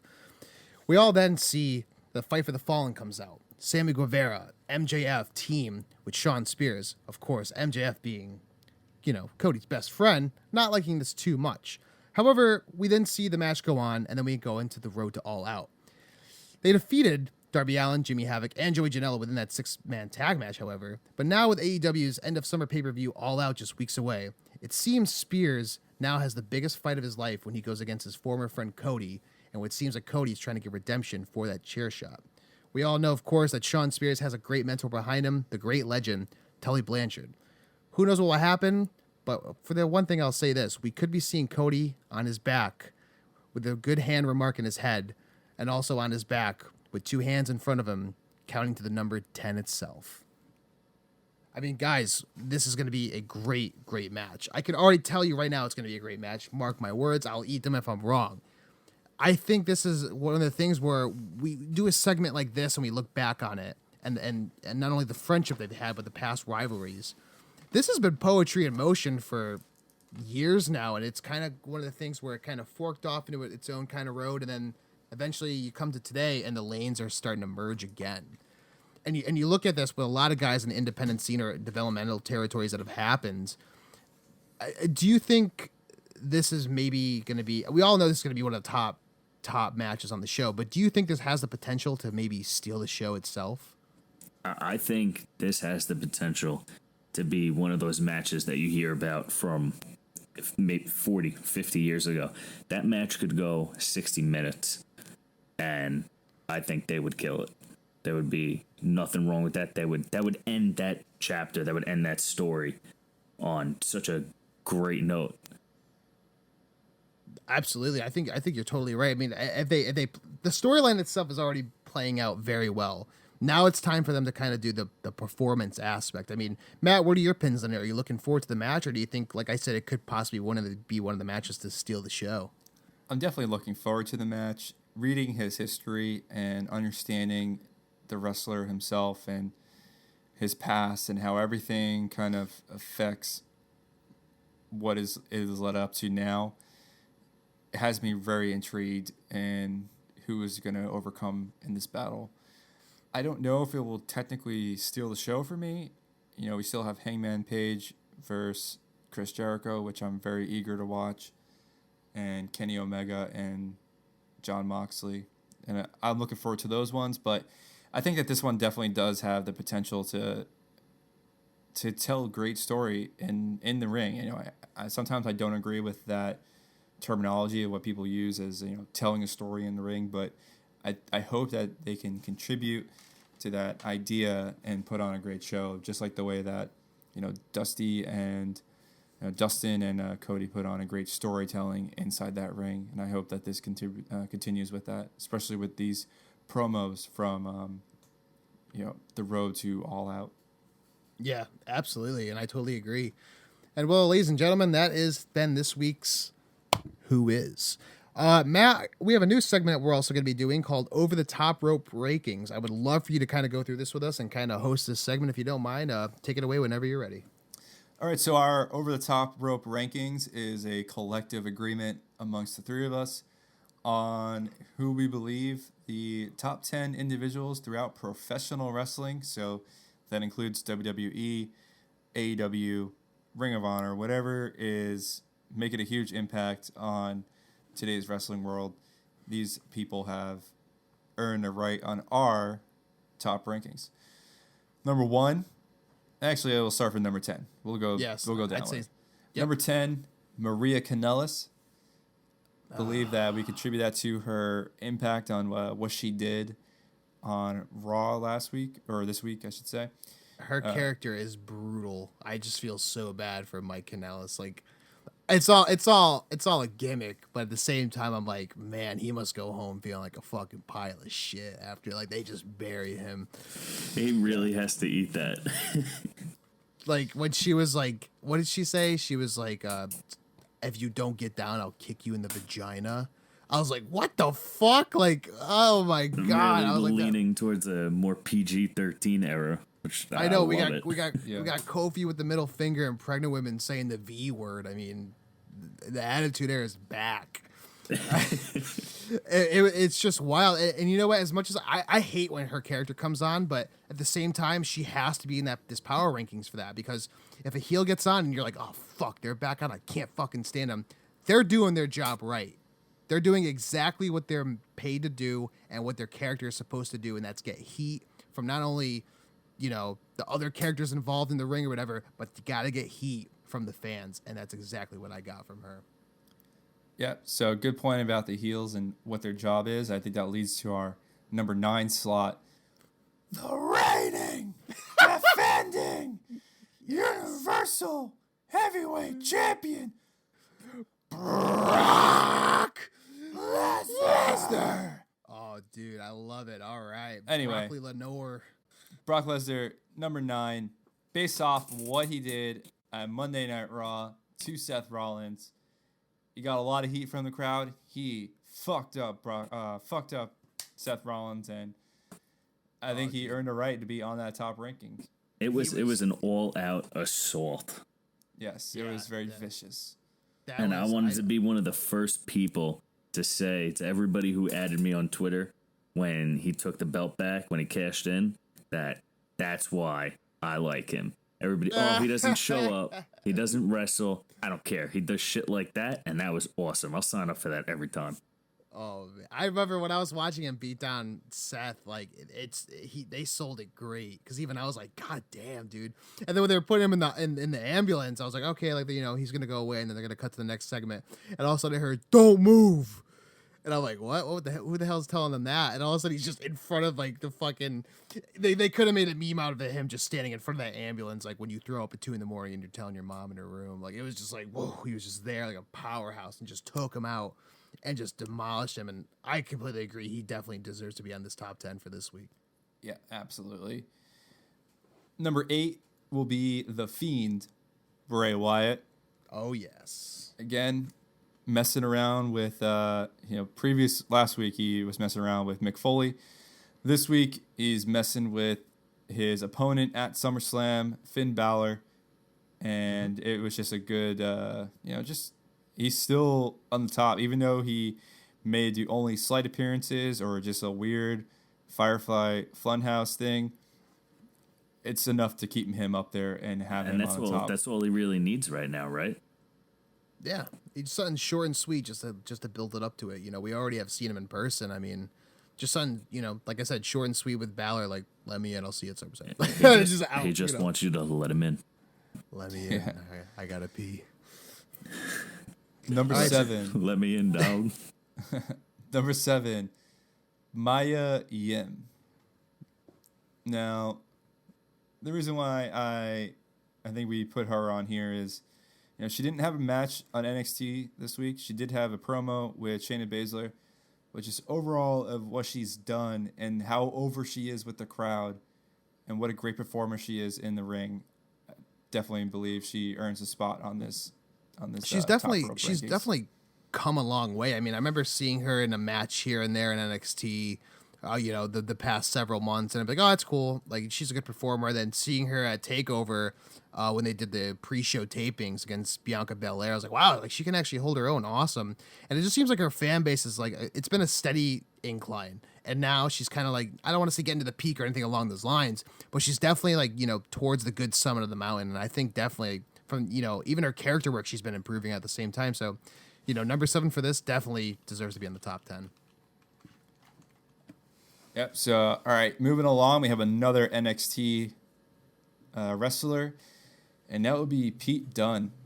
And, somewhat of a surprise last week when he showed up, no longer at that NXT UK, no longer chasing that UK title, it seems. He's got his eyes set on the North American title. And what a great match he had with Roderick Strong.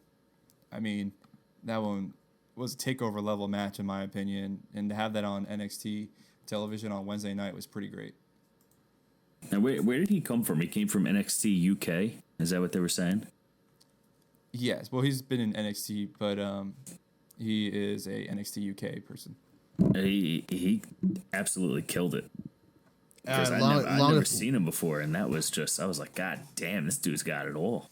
682 days, I believe, as UK champion. I mean, he's just, the Bruiserweight's awesome. And I love what they did with him the past year or two is they'll have him go to other promotions around Europe and just show up and do his thing. And it's been, I've been keeping tabs on him for about a year and a half now, maybe a year if that, and just always kills it. And now that he's kind of, coming to, I don't want to say the main roster of NXT, but to see him at like, a takeover with not UK guys, but like the actual NXT guys, he's going to blow it out of the fucking water. It's just going to be awesome. And I can't wait.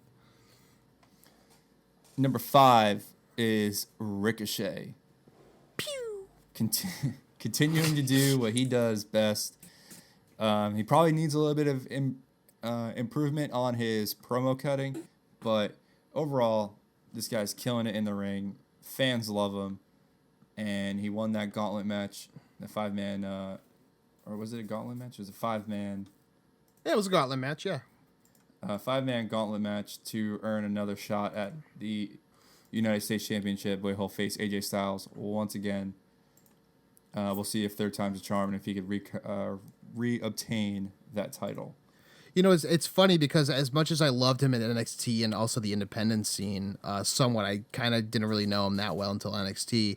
I'm actually very surprised at how over he's gotten with the fans so quickly. I mean, his character, definitely needs some development in that. But besides that, I think just him getting over on his in-ring talent alone is just awesome to see and just shows you how great the developmental system can be for this promotion. Moving along, number 4, Roderick Strong. Yes, my boy. And, just we don't have to talk about his match with Pete Dunne. Obviously, we mentioned that it was pretty much like a takeover level match, but this guy, he is definitely doing everything right, and I think he's a little bit he deserves to have a title. I think he's been a little bit of underutilized in that sense, and yeah, hopefully we get to see him used a lot more, and I know we have recently, but I just want to continue him on that path. He's a great wrestler, and I think he deserves a lot. I think one of the big things about him is we all know that Adam Cole is the main star of the Undisputed Era. But if you want to talk about kind of the breakout star from that, I mean, you look at like Evolution. I mean, you had Ric Flair and Triple H at the time. But at the same time, you had these breakout stars like Batista and Randy Orton. I honestly, from seeing Roderick Strong in the past few months kind of go into these singles matches on takeovers and tapings alone, I feel like he kind of could have that Randy Orton effect in Evolution where he's just going to become the breakout star. And that's just my personal opinion. I think you can kind of see it where they're kind of like setting him up for that to maybe have a feud down the line with maybe the Undisputed Era. But for right now, he's firing on all cylinders and killing it, especially with these singles matches too.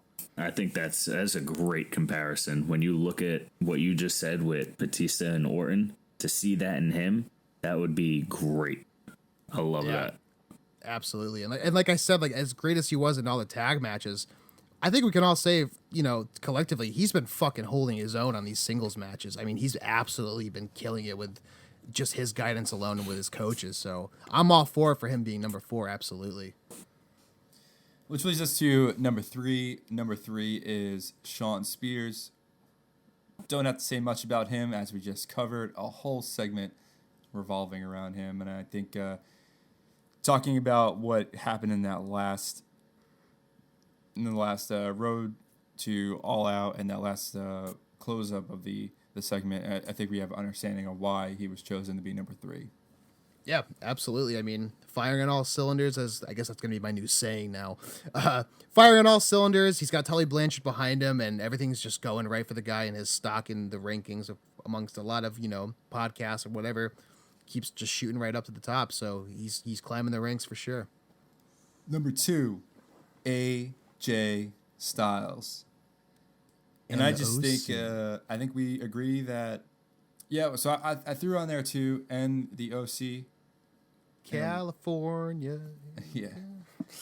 Just him regaining or rejoining the club and working together with those guys that he came in with. And they never really been utilized together the same way that they were utilized in New Japan Pro Wrestling when they were the Bullet Club.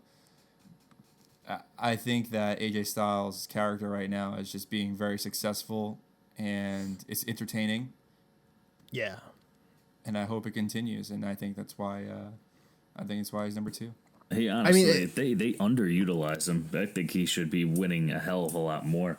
And I hope to see him at number 1 in the upcoming weeks on our rankings. And, he doesn't have to hold, the WWE Championship like he did for quite a while. But he definitely needs to be in a championship picture, whether that's Intercontinental or the United States Championship, and prove that he is the best at that championship. Yes, 100%. Yeah, absolutely. And going on to our number 1 for the first ever Over the Top Rope rankings, Matt, who do you got? No other than, I think it's your favorite wrestler, Alex. Oh, yeah. Jon Moxley. He has been... I know that you guys have not really watched any of the New Japan stuff yet. I meant to send you links. This guy is having 5-star classics in the G1 right now.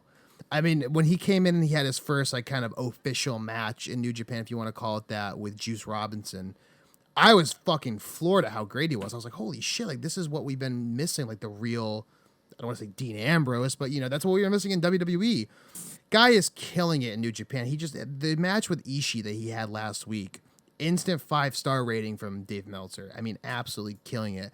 And that's just me talking about, New Japan. I mean, we all know that he's going to have his first ever match at All Out with Kenny Omega for the AEW promotion. I mean, guys, you guys must be excited to see this. I mean, especially from having me talk about these classics he's having in New Japan at the same time.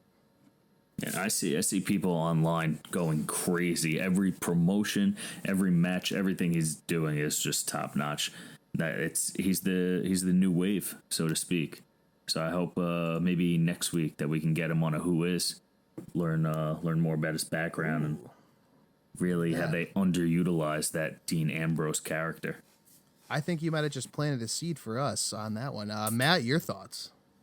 Yeah, I think Jon Moxley is absolutely crushing it, and it's exciting to see this individual who I saw way back in 2011 as Dean Ambrose in FCW and what they've accomplished now when they broke free, essentially, alluding back to that little teaser he did when he was released from WWE, breaking down the walls and getting out of what he was being locked into, and let free essentially to do what he wants. I'm excited to see more than what we saw last time at the unsanctioned match versus Joey Janela. And I think Kenny Omega is a unique individual that this match, who ever would have thought that you would see them two together, especially with Kenny just being in New Japan and Dean Ambrose at the time in WWE. To see individuals who you might not have necessarily thought were the best or capable of having those 5-star matches, except for maybe Kenny Omega. But I mean, if you look back, I don't think I've I don't think I could look back at Dean Ambrose and be like, oh yeah, that was definitely a 5-star match, except for something maybe with the Shield. Yeah. And to see what he can do now, and how entertaining he is now, and I'm excited. That's basically sums it up for me. Yeah, I mean, as great as he's been killing it throughout the independent scene right now in New Japan, I'm also very excited to kind of see him back on, cable TV in the mainstream again for American audiences who haven't been keeping up with the independent or Japan stuff. That's what I'm most excited for, absolutely. So we'll see where it goes. That's got to be the real slap in the face, what we talked about before when I said, what do you think WWE thinks of when they let a talent they had go? They have to be looking at Moxley blowing up. And essentially, you could compare him to Chris Jericho's status in AEW, that he's really taken the lead over there. At least like a face of the company. It's just... What do you think they're doing over there in WWE? They got to be shitting themselves. They're definitely shitting themselves because you look at someone like Jericho when he left and they're going, okay, like Jericho's gone, this sucks, but you know what? Like, oh, he'll be back for the Hall of Fame. It's good shit. And then it's like they see Ambrose come out and then he becomes Moxley and like, okay, well, he's going back to his old name, and he's just like, okay, well, they're giving me the freedom to do whatever the fuck I want in these promotions and to make my own matches, so here I go. The guy's having 5-star classics. Maybe they're a little bit ignorant to the New Japan style, being WWE, that is. But at the same time, they're going to, there's people in that company going, we fucked up big time on this one, buddy. Big time. Yeah, absolutely. Well, that is our top 10 rankings of the week. And now I think it's time, guys. Anything else you'd like to add before we go into our reviews, or are we all set to go into that? I think we're good. I think we touched on a lot of new things, and new segments. We're still going to hold on with our reviews. So I hope everybody's enjoying it, man. Yeah, absolutely. And whoever is listening right now, please make sure you follow us at HTRW Podcast on Twitter. No Instagram yet, but that will come in time. And of course, make sure you go to our YouTube channel at Hitting the Ropes Podcast. Hit that subscribe button. We'll be doing some live streams soon, potentially TakeOver, maybe SummerSlam. Who knows? Yeah, we got a lot of things coming up, man. We have a lot of things coming up. I know we'll be at the Madison Square Garden show. For the Raw event, we'll be representing there. We'll be at August 16th for Northeast Wrestling presents Prison Break at the Mid-Hudson Civic Center. Of course, we just talked about John Moxley being our number one top 10 of the week. Number one performer of the week. Excuse me about that. He'll be going against Pentagon Jr. in a dream match, and we're going to have Darby Allin there defending his championship, and a slew of other AEW guys. Private Party will be there as well. I mean, it's just going to be a ball of fun. And then, of course, we're going to be doing our live stream for TakeOver and potentially for SummerSlam. So make sure you join us, hit that follow button, hit that subscribe button. And, guys, I think it's time for us to kind of start winding down here and go into our reviews of the week. Matt, would you like to take away it with the Raw review? So just in general, I thought that WWE this week was pretty successful. It was entertaining.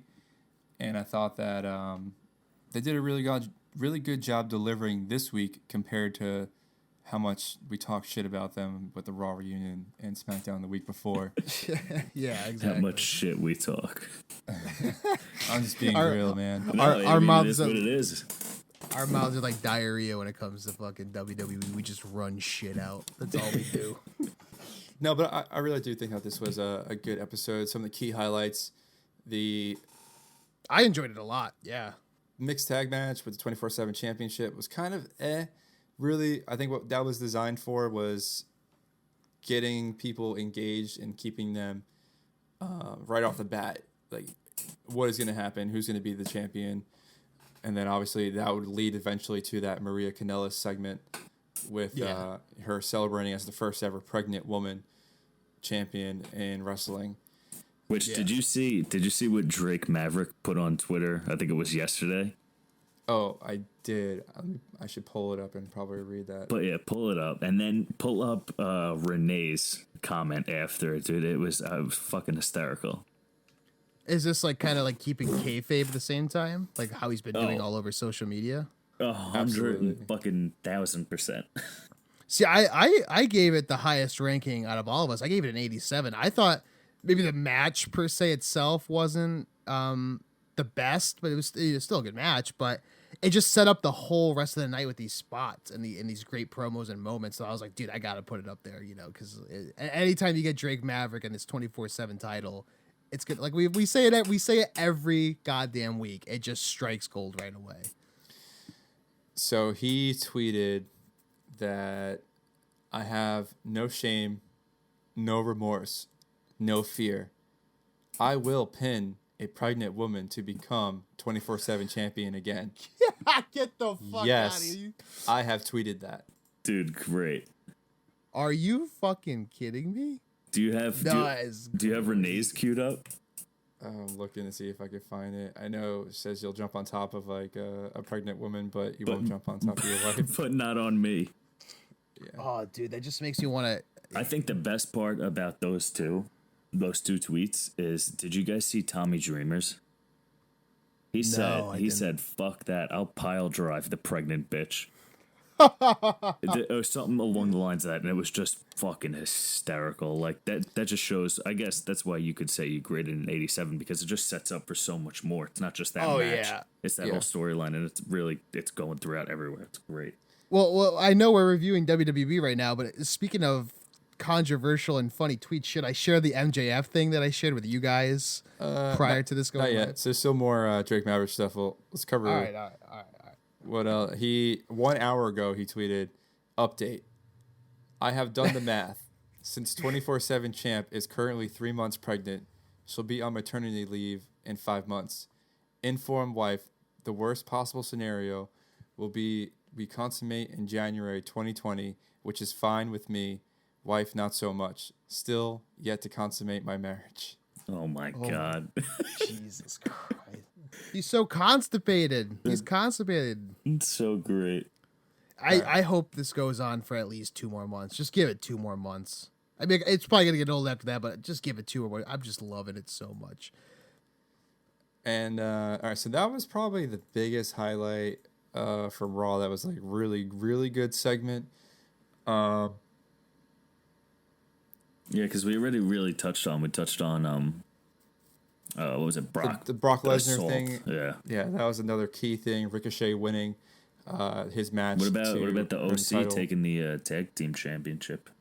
Oh, also really huge moment. Yeah. Triple threat tag team match. The OC takes those championships away from the Revival, and now we have new champions. The OC now has 3 champions, you could say. They have the tag team champions, and they have the United States champion, which makes them a pretty impactful team on the roster. They're prominent, man. We all kind of knew they were. I kind of had a feeling. I don't want to say we all knew, but I kind of had the feeling they were going to put the belts on, Anderson and Gallows, and for them to do it in this way is just awesome. Especially teaming up with AJ to give them even more stock in the company.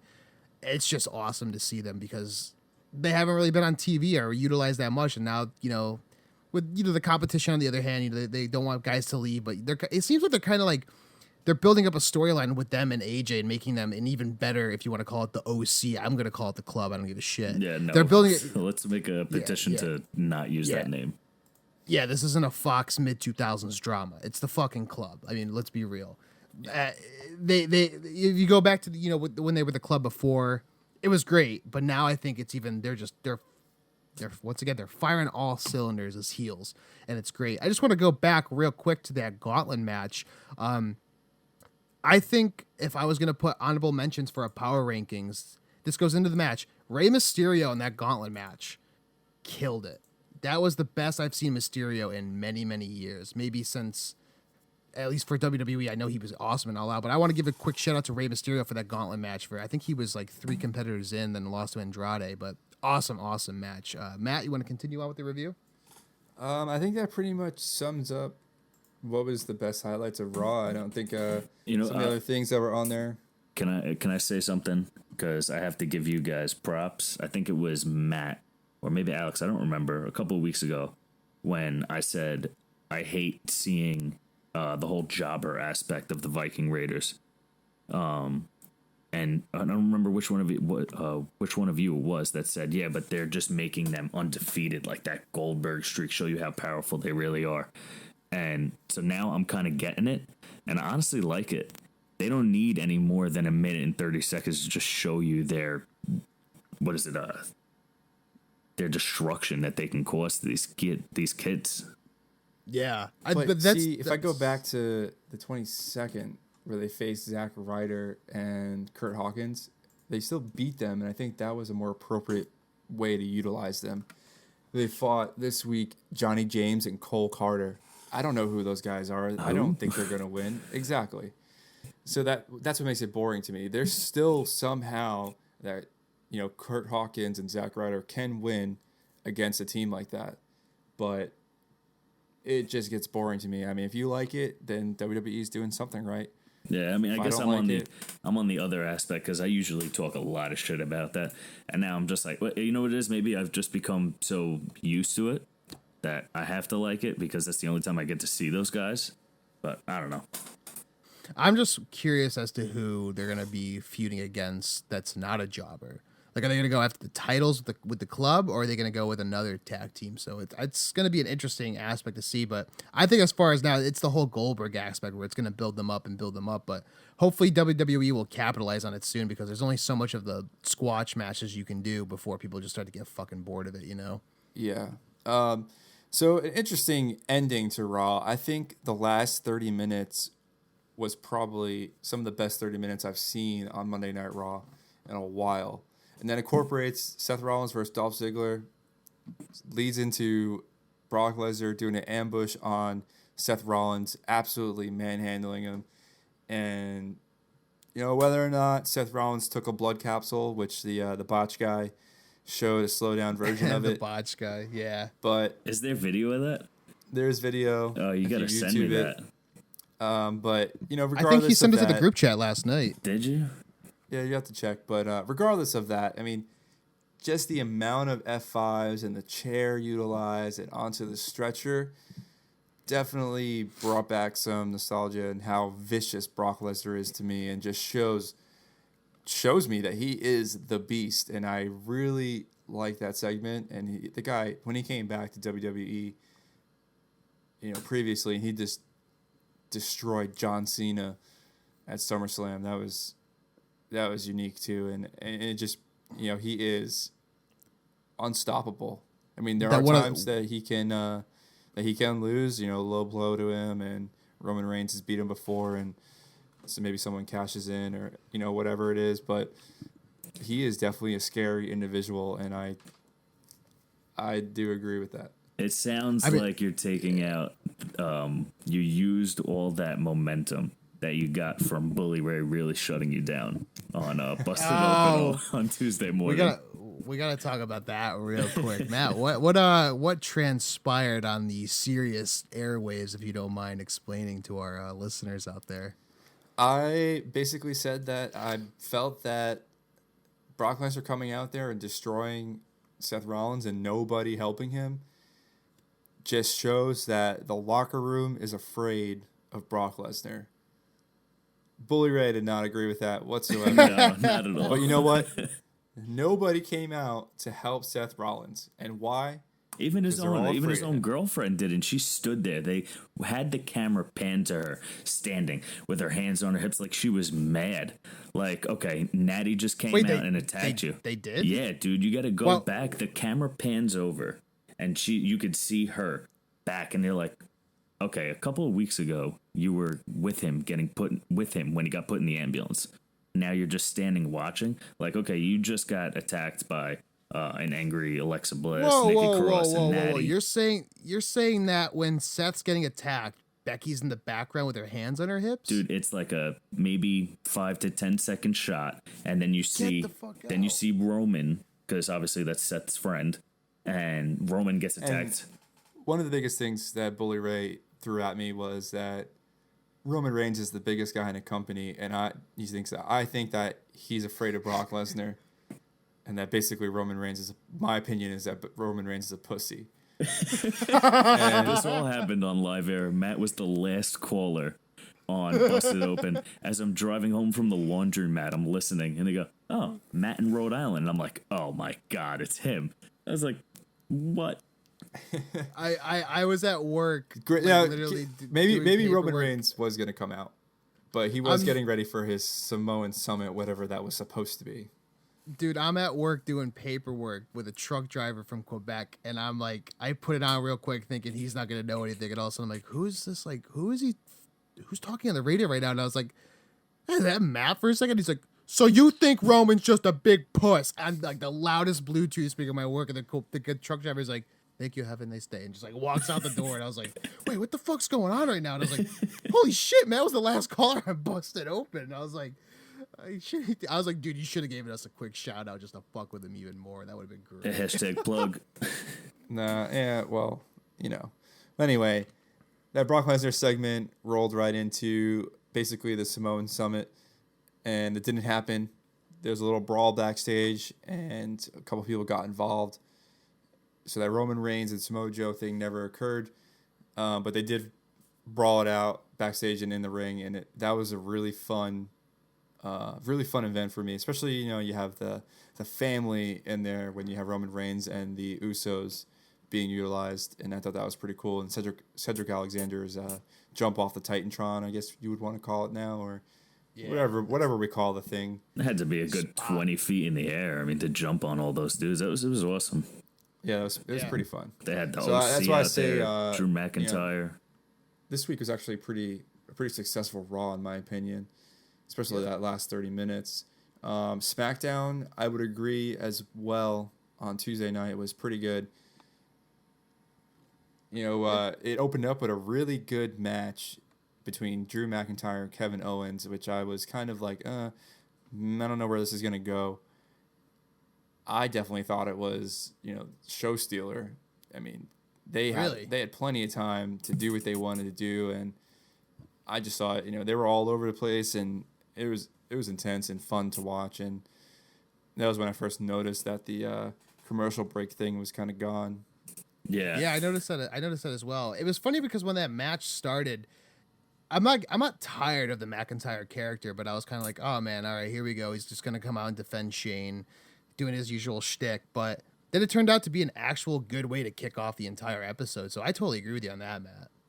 Yeah, I think you know, Bayley, Ember Moon, Alexa Bliss, Nikki Cross, their little battle.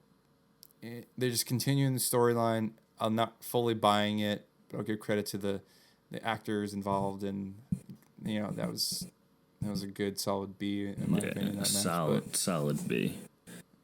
That eventually rolls into Charlotte Flair challenging Trish Stratus as she was in the King's Court. Just another one of those random types of professional wrestling. They have their own segment like Miz TV or Rated R Superstar Edge thing, or you know what I mean. But King's Court with Jerry Lawler, so cool. He comes back, and Trish Stratus is in the ring talking all great stuff about Legends, and then who interrupts her? Everybody knew it was going to be Charlotte. Everybody wanted it to be Charlotte. Let me ask you, do you think they could have done that better? And I just saw you. What do you think? Because my personal opinion, they could have done a little bit more with the storyline rather than 5 minutes, and not even 5 minutes in a King's Court with a obviously plastic surgery done up Jerry Lawler.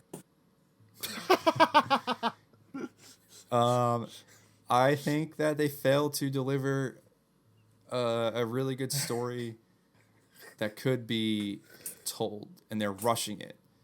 I know people were speculating that it was probably going to be held for WrestleMania, and for there to come out at SummerSlam and make the match for SummerSlam, which is pretty soon.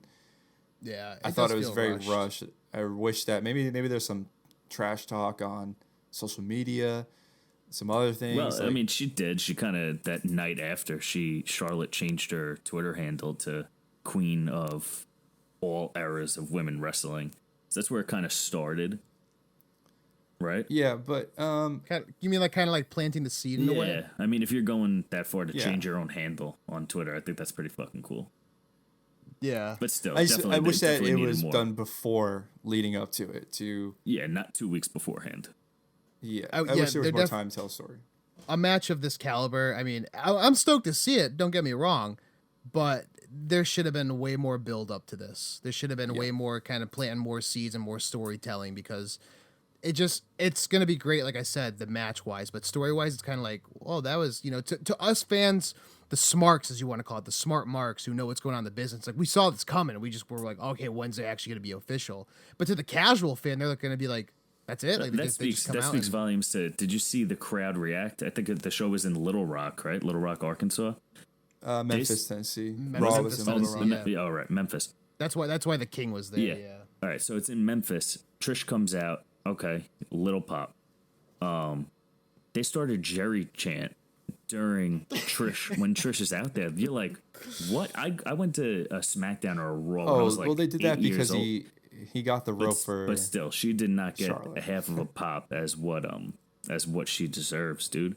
I remember going to see her when I was like 7 to 10 years old. I had a fucking sign at the Nassau Coliseum that said, "Trish, will you marry me?" And all dudes no are way. hammered. They were like, "Bro, that's the sickest sign I ever saw." My dad was with me. He was like, "This is fucking hysterical." But like, she could have got so much more of a pop than, I don't know. I don't think, one, Tennessee was the place to do it. Two, not 2 weeks out. Yeah, just a little too rushed, in my opinion. I wish I wanted more anticipation. Or maybe, like, I don't know, maybe Charlotte Flair is willing to take on anybody, and then you don't know who's going to come out, and then all of a sudden it's Trish Stratus, who's from Toronto, Ontario, Canada, and then boom, the crowd is fucking ecstatic. Like, don't even tell people that she was going to do it, and then just have this dream match happen. I think would have been a cooler way to do it. Look at the last 2 times that Trish has come, whether it be returning for the Rumble or even just a Raw reunion, whatever you want to call it. Every time she's come back, it's been this huge fucking pop. But because we were all expecting this to kind of happen, and it also being in Memphis at the same time, it felt kind of like lackluster. But the match is going to be great. We'll see. But like, I mean, to sum it up once again, not to sound like a broken record, should have been more storytelling. That biggest pop the promo got is when she said to Charlotte, "You're being a bitch." You're like, oh my God. Yeah. that's their edgy content now. She said is the like, B word. Tonight we're gonna say the good shit. We're bringing out the B word, boys. Like, it's just like, We're it's really like, it's so breaking old away now. here. Oh, AEW's fucked now. So, moving along, though, we had Finn Balor versus Dolph Ziggler, and this really wasn't we all rated this pretty high, but not because of The match itself. not because of the match itself, but what happened during the match, and that was, we had a Firefly Funhouse promo. Funhouse. Yep. And then eventually his match got interrupted with a little, Bray Wyatt antics, which we know that he's done before. Can we stop one thing? And they said it on Busted Open. I forget who it was, and I agree with them so much. He's not Bray Wyatt. They have to start referring to him as the Fiend. They do it with Finn Balor when he's the Demon. They don't say Finn Balor. They have to start giving him his own identity. One, it's Bray Wyatt when he's in the Firefly Funhouse. That's fine, because that's who he is in that character. When he's the Fiend, he should just be the Fiend. I think they're kind of trying. They're not trying to, but it's taking away. If he's just the Fiend, leave him the Fiend, and that's real. That makes him more scary, more intense. You know what I'm saying? I think you make a good point. Like, I mean, even if you look at like Balor, when it's him without the demon makeup, it's just Finn Balor. But when he shows up as the demon, it's the demon. I never even thought about that, Colin. That's a really good point. And quite honestly, like, they should be adhering to that too. Thank you. This is why I'm here, guys. To drink White Claws and put ideas in our heads. It'd be pretty cool if he came out as just Bray Wyatt from the Firefly Funhouse, and then mid-match somehow changes into the Fiend. If Matt had the pencil, I like it. It would be very difficult to do, but I think it could be done. I think that's why we credit that match to be pretty high, because Dolph Ziggler ultimately won, but Finally. That Fiend interruption was pretty fun. Shinsuke more for the post Shinsuke Nakamura versus Ali. You guys kind of rated this one kind of average. I thought it was good for Ali. He's had a lot of promos happening, whether he's telling stories or just talking about random stuff that kind of building up his character. For him to steal one from the Intercontinental Champion puts him back up on top, and I think he needed that win. I think he definitely needed that win as well. I loved his performance and Shinsuke's. Just this match, just I don't know what. It felt more just like a filler. It just kind of had that feel to it. I mean, I wish there was a little bit more build up to Ali's kind of return or whatever his new character is going to be. But to me, I don't know about you, Colin. It kind of felt like just kind of like a cool down match from the Fiend coming out and kind of just a filler. And that's exactly what we said about the Trish thing, about what I just said with the Fiend. It's kind of like they ride high, and then they kind of rush other things. Which, I mean, if you use it as a cool down, as a filler, that's cool. But with what Matt said, Ali having a promo the week before, how he's going to be, the pencil's in his own hand, he's writing his own story, he's going to be champion. I don't know. I think they could do it a little better, and I think that match wasn't. I don't think that was the right time for it. Maybe at the beginning of the show, you could have started off with that. You're coming off of a very hot Raw that we all rated, one of the best that we've watched in the past couple months. You have Trish come out, right? You have the Fiend come out, interrupt, then the cool down with that. I don't know. I don't think it was the right spot for it. Yeah, it definitely kind of felt reversed in some kind of weird way for me, at least. Now that you kind of put it that way, you know. Yeah. Lastly, we had Kofi Kingston and the New Day. Well, he was with the New Day. They were with him or as ringside. First AJ Styles, so champion versus champion match. I wasn't really sure where this one was going to go. Obviously, the OC is champions on Raw, and the New Day are champions on SmackDown. So interesting to see these people kind of feud with each other. But also AJ Styles, who's the United States champion, kind of having a little battle with, the WWE champion was pretty cool. And to see the stables or factions, whatever we call them, tag teams, just kind of battle each other and utilize each other to the best that they can. It was okay. It was fun. Definitely not a show stealer, but definitely maybe one day we'll see those championships kind of go back to being one, and we won't have a Raw and SmackDown one, especially if a feud continues with them. Yeah, absolutely. And maybe a little bit of foreshadowing for maybe, Ricochet taking back the title from AJ and then AJ going after Kofi, if anything. Yeah, it could also be a good storyline right there as well. Yeah. The last thing that happened on SmackDown was... Oh, God. So, also, I did feel like this was very rushed because... they had, I think it was maybe not even a minute. It happened all in 45 seconds. So, I think their match, Kofi Kingston's match probably went a little too long, but then backstage they were trying to get an interview with Roman Reigns to figure out who his opponent was going to be at SummerSlam, and then a bunch of shit just got thrown all over him. It's so fucking bad, in my opinion, dude. And as he's walking, some stuff lands on him, and obviously it's because he's the biggest puss in wrestling. But shout out Bully Ray. He gets up and he's shout all out like, Bully Ray. He gets up and he's all like, I don't know what's going on. The whole segment just really fell short to me. Two things I love the most about that segment. One is when it starts. The camera angles to me were fucking hilarious, especially when it goes from Caleb Braxton's face like, Roman, look out, and then it just cuts to him, and it's just like the worst cut ever. But when it's falling down on him, if you listen closely, because I was listening with my studio headphones, when it falls down on him and he does this, where he kind of looks like he's doing the Thriller dance, he goes, like the worst, like, and it just fucking collapses on him, and then like. He's got like story. All right, kayfabe wise, he's got what they're gonna say like he had like 500 to 1,000 pounds of scaffolding on him.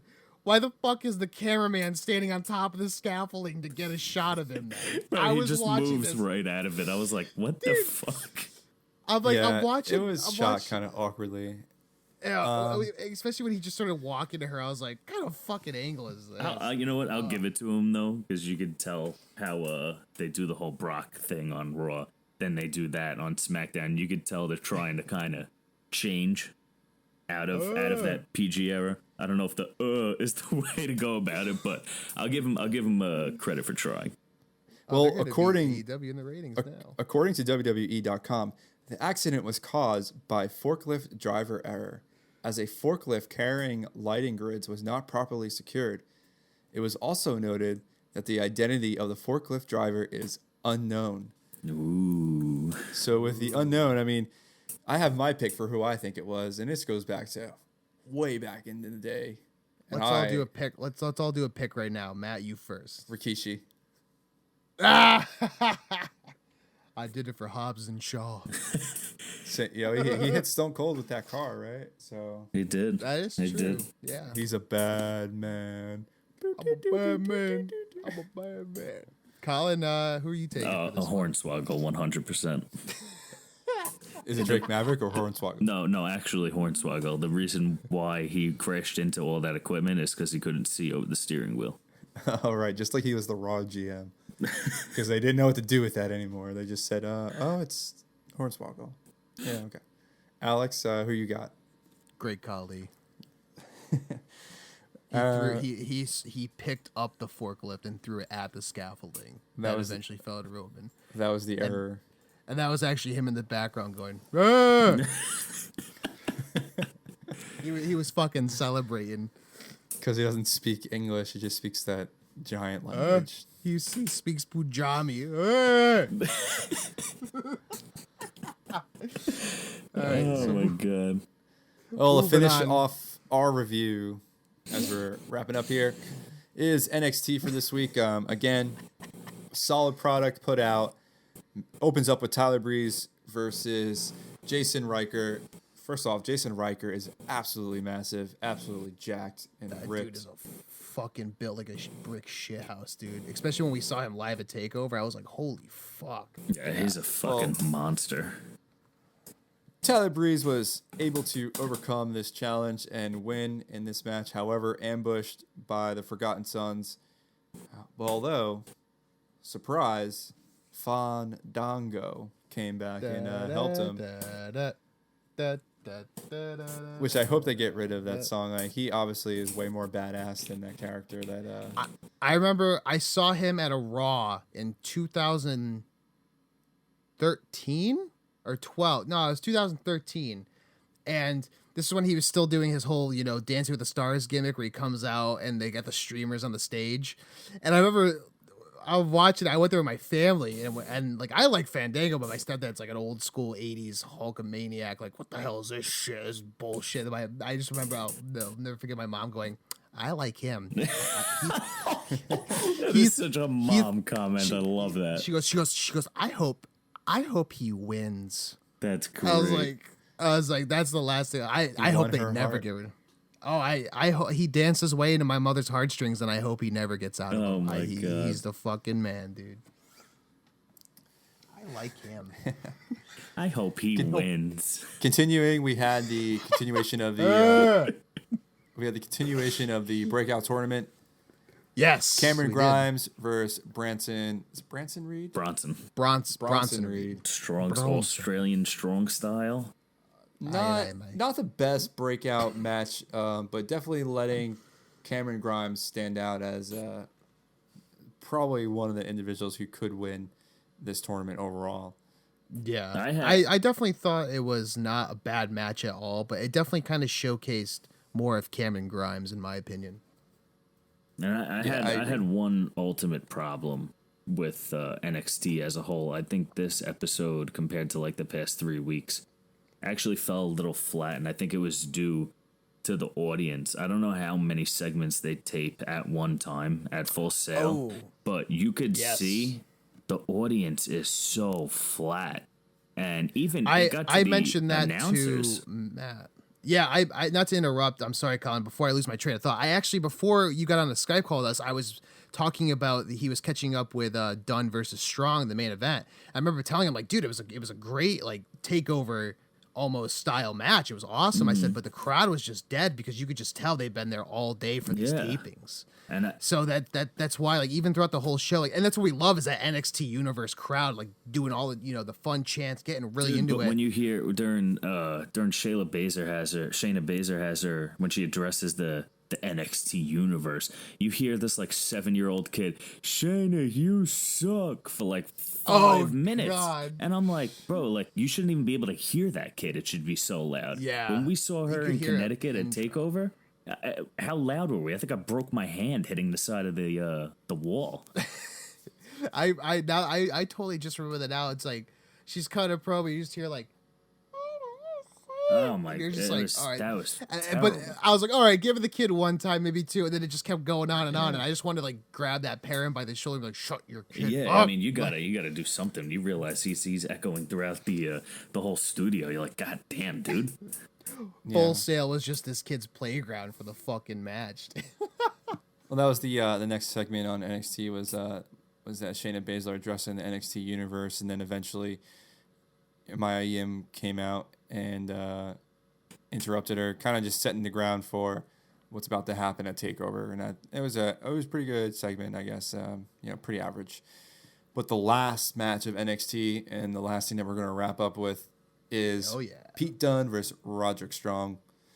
Both members ended up on our top over the top rope power rankings, and definitely deserving of that. I believe this match was wild, probably NXT Takeover worthy, as we mentioned before, and just great overall performance. And then that last part with Velveteen Dream coming out and Velveteen Dream setting that stage for that triple threat, I thought was this was an overall great if match. that match goes to set up anything for Takeover, I hope it could take a third of what we got in that match on Wednesday.